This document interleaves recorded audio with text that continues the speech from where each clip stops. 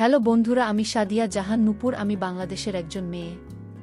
আজ তোমাদের আমার জীবনের এক অসাধারণ ভালোবাসার গল্প শোনাতে এসেছি, যে গল্পে লুকিয়ে আছে অনেক প্রতীক্ষা, অনেক চাওয়া আর অবশেষে পরম প্রাপ্তির আনন্দ। তখন আমি কলেজে পড়তাম। আমার জীবনটা সাধারণ আর ৮-১০টা মেয়ের মতোই ছিল। পড়াশোনা, বন্ধুদের সাথে আড্ডা আর পরিবারের সাথে সময় কাটানো, এই ছিল আমার দৈনন্দিন রুটিন। ভালোবাসার মতো কোনো অনুভূতি তখনও আমার জীবনে সেভাবে আসেনি, বা বলা ভালো, আমি হয়তো সেভাবে কখনো ভাবিনি। একদিন কলেজে যাওয়ার পথে আমি আর আমার বান্ধবী সুমি হেঁটে যাচ্ছিলাম। পথেই একটা মোড়ে দেখলাম কিছু ছিল জটলা করে দাঁড়িয়ে আছে।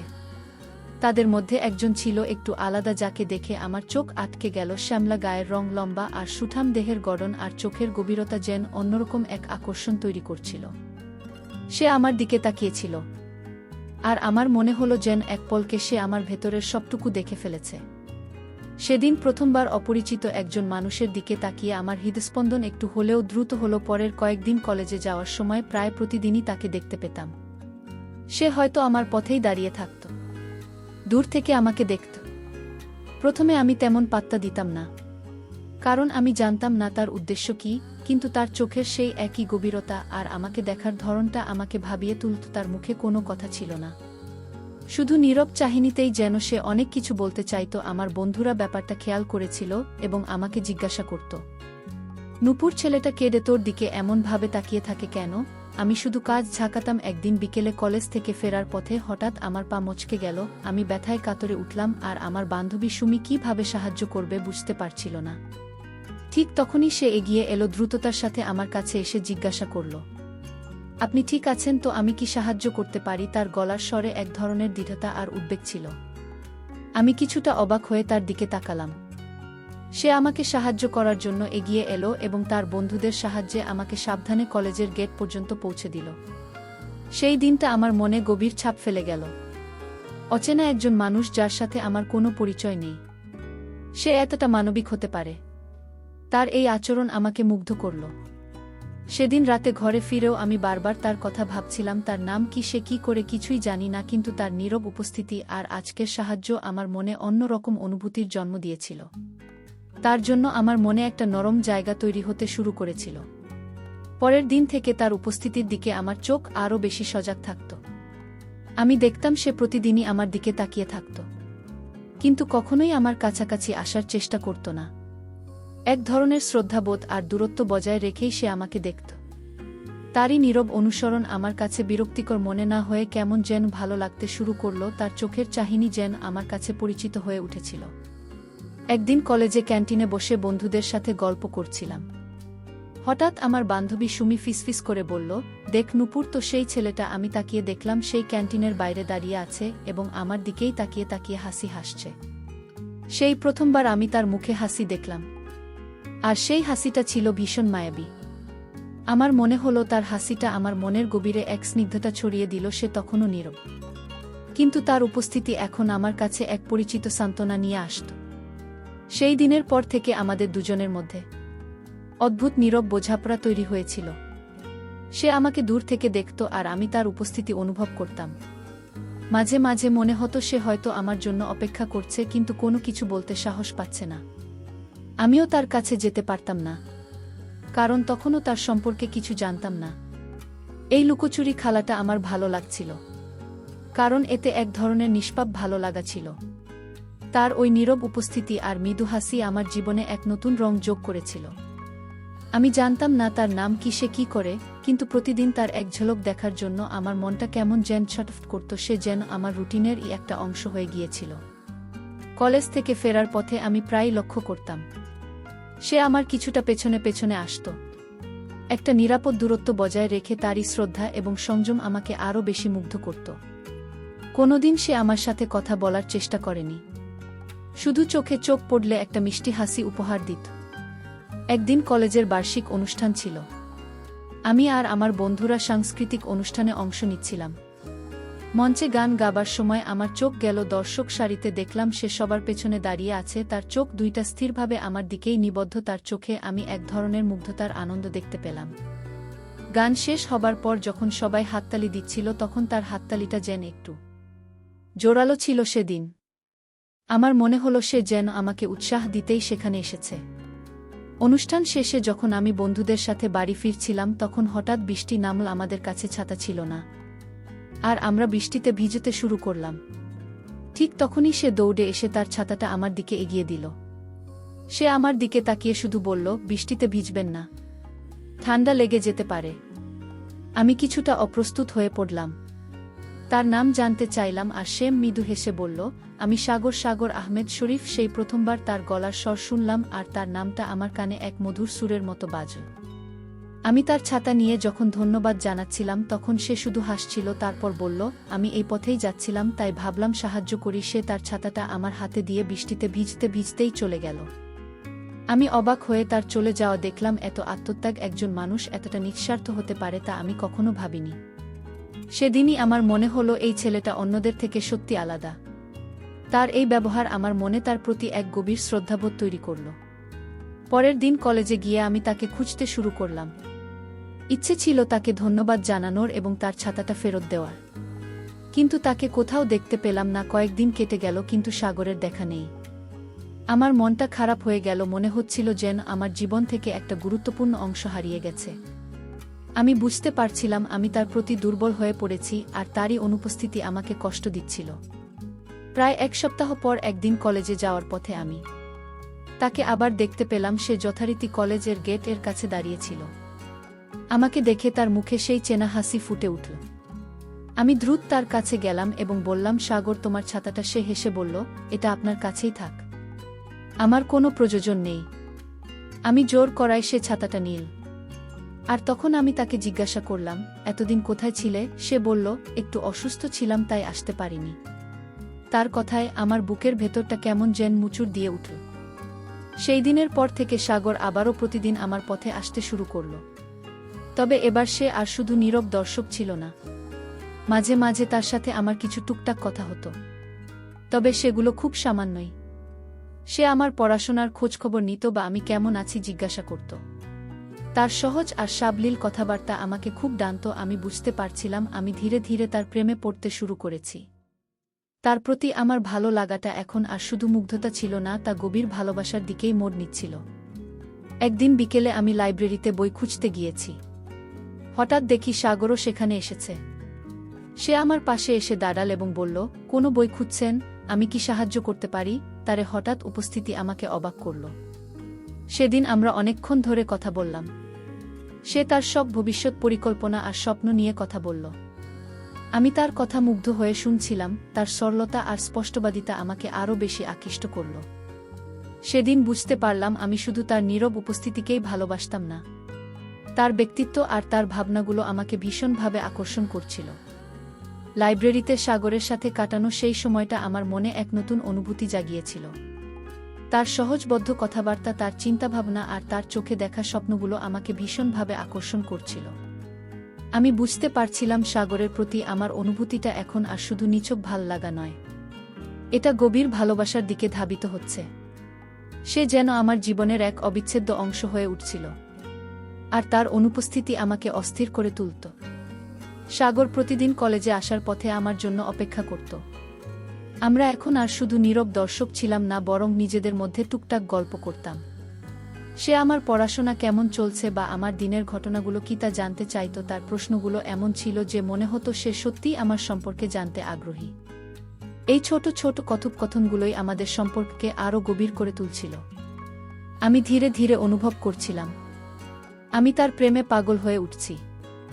একদিন বিকেলে কলেজ ছুটির পর আমি আর আমার বান্ধবী সুমি বাস স্ট্যান্ডে বাসের জন্য অপেক্ষা করছিলাম।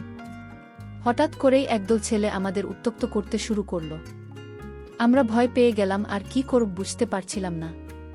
ঠিক সেই মুহূর্তে সাগর সেখানে উপস্থিত হলো। সে ছেলেদের রুখে দাঁড়াল এবং কঠোরভাবে তাদের বলল, আপনারা কি করছেন? ওদেরকে বিরক্ত করবেন না। তার দৃঢ় কণ্ঠস্বর এবং সাহসী পদক্ষেপ দেখে ছেলেগুলো ভয়ে সরে গেল। সাগরের এই সাহসী পদক্ষেপ আমাকে মুগ্ধ করল। সে আমাকে রক্ষা করল, আর তার প্রতি আমার বিশ্বাস আরও বেড়ে গেল। সে আমার দিকে তাকিয়ে বলল, আপনি ঠিক আছেন তো? আমি কৃতজ্ঞতা ভরা চোখে তার দিকে তাকালাম। সেদিনই আমি নিশ্চিত হলাম যে সাগর শুধু একজন ভালো মানুষই নয়, সে একজন নির্ভরযোগ্য মানুষও। সে আমার পাশে থাকতে পারে, আমাকে রক্ষা করতে পারে। এই অনুভূতিটা আমাকে ভীষণ শান্তি দিল। এরপর থেকে সাগরের সাথে আমার সম্পর্ক আরও বেশি ঘনিষ্ঠ হল। সে আমার কলেজের আশেপাশে থাকত।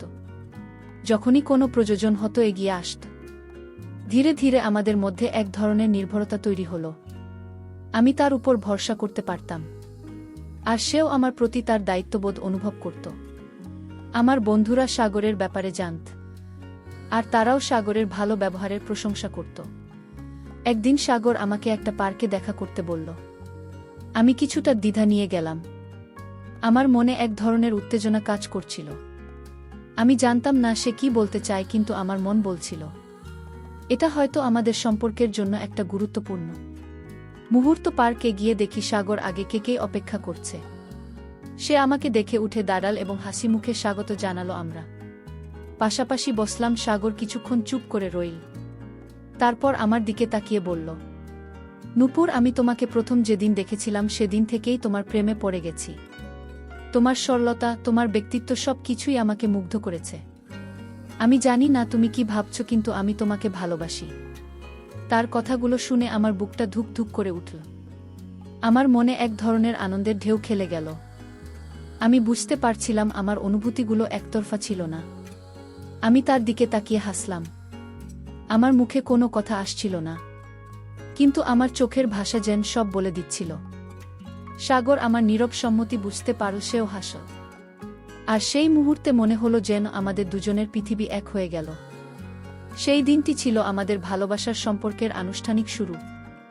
যে সম্পর্কের জন্য আমি এতদিন অপেক্ষা করছিলাম, সাগরের ভালোবাসার প্রকাশ আমার জীবনে এক নতুন দিগন্ত উন্মোচন করল।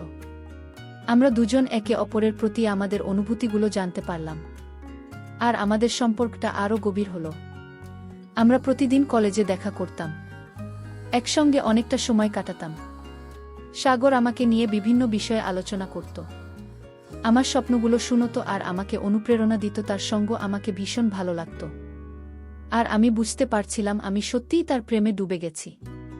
আমাদের সম্পর্কটা ধীরে ধীরে এগিয়ে যাচ্ছিল, আর আমি সাগরের প্রতি আরও বেশি নির্ভরশীল হয়ে পড়ছিলাম। তবে আমার মনে একটা ছোট দ্বিধা ছিল। আমি দেখতে পারছিলাম সাগর আমাকে কতটা ভালোবাসে, কিন্তু আমি নিশ্চিত হতে চাইছিলাম যেই ভালোবাসাটা কতটা খাঁটি।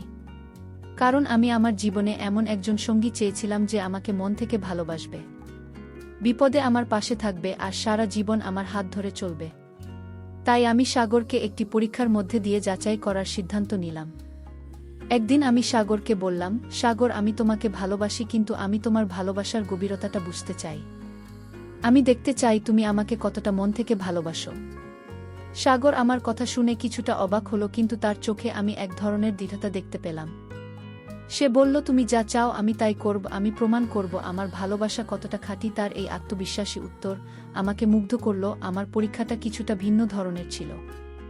আমি সাগরকে বললাম যে আমার পরিবার আমার বিয়ে ঠিক করেছে, আর ছেলেকে বেশ অবস্থাপন্ন। আমি তাকে বোঝানোর চেষ্টা করলাম যে আমাদের সম্পর্কটা হয়তো টিকবে না, কারণ আমার পরিবারের পছন্দ অনুযায়ী আমাকে চলতে হবে।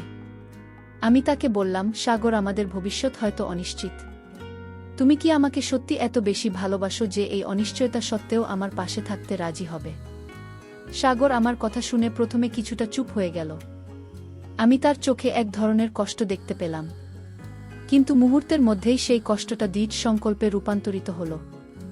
সে আমার হাত ধরে বলল, নূপুর, আমি তোমাকে ভালোবাসি। কোনো পরিস্থিতি বা কোনো সামাজিক চাপ আমাকে তোমার থেকে দূরে সরিয়ে রাখতে পারবে না। যদি সত্যি এমন কিছু হয়, আমি তোমার পরিবারের সাথে কথা বলবো, তাদের বোঝাবো, আর তোমার হাত কিছুতেই ছাড়ব না। তার কথাগুলো আমার হৃদয়ে গভীরভাবে দাগ কাটল। আমি সাগরকে আরও বললাম যে আমার পরিবার চায় না আমি পড়াশোনা চালিয়ে যাই, বরং তারা চায় আমি বিয়ের পর সংসারের দিকে মন দিই। এই কথাটা আমার জন্য একটা বড় পরীক্ষা ছিল, কারণ পড়াশোনা আমার কাছে খুবই গুরুত্বপূর্ণ ছিল। আমি চেয়েছিলাম দেখতে সাগর আমার স্বপ্নগুলোকে কতটা মূল্য দেয়া। সাগর আমার দিকে তাকিয়ে বলল, তোমার পড়াশোনা, তোমার অধিকার, তোমার স্বপ্ন। আমি তোমাকে কোনোভাবেই তোমার স্বপ্ন থেকে বঞ্চিত হতে দেব না, বরং আমি চাই তুমি আরও বড় হও, তোমার স্বপ্ন পূরণ করো। সাগরের এই উত্তরগুলো আমাকে এতটাই প্রভাবিত করল যে আমার আর কোনো সন্দেহ রইল না। আমি বুঝতে পারছিলাম সাগর সত্যি আমাকে মন থেকে ভালোবাসে। সে আমার স্বপ্নগুলোকে মূল্য দেয়া, আমার পাশে দাঁড়াতে প্রস্তুত। আর আমাকে যে কোনো প্রতিকূলতা থেকে রক্ষা করতে চায়। তার ভালোবাসা নিঃস্বার্থ আর গভীর ছিল, যা আমি এতদিন খুঁজেছিলাম। আমি সেদিনই নিশ্চিত হলাম যে সাগরী সেই মানুষ যাকে আমি সারা জীবন পাশে চেয়েছিলাম। আমার এই পরীক্ষাটা ছিল আমার জীবনের সবচেয়ে গুরুত্বপূর্ণ সিদ্ধান্তগুলোর মধ্যে একটি। সাগরের কথায়, তার ধৈর্যে এবং আমার স্বপ্নগুলোর প্রতি তার শ্রদ্ধাবোধে আমি এক ধরনের মানসিক শান্তি পেলাম। আমি চোখ বন্ধ করে অনুভব করতে পারলাম যে সাগরী আমার জন্য সঠিক মানুষ আর তার সাথে আমার জীবনের পথ চলা হবে। সুন্দর ও সফল সাগরের ভালোবাসার পরীক্ষা নেওয়ার পর আমার মনে আর কোনো সংশয় ছিল না। আমি নিশ্চিত ছিলাম যে সাগরী আমার জীবনের সেই মানুষ যে আমাকে নিঃস্বার্থভাবে ভালোবাসে এবং আমার স্বপ্নগুলোকে সম্মান করে তার পাশে থাকার সিদ্ধান্তটা আমার জীবনের সেরা সিদ্ধান্তগুলোর মধ্যে একটি ছিল।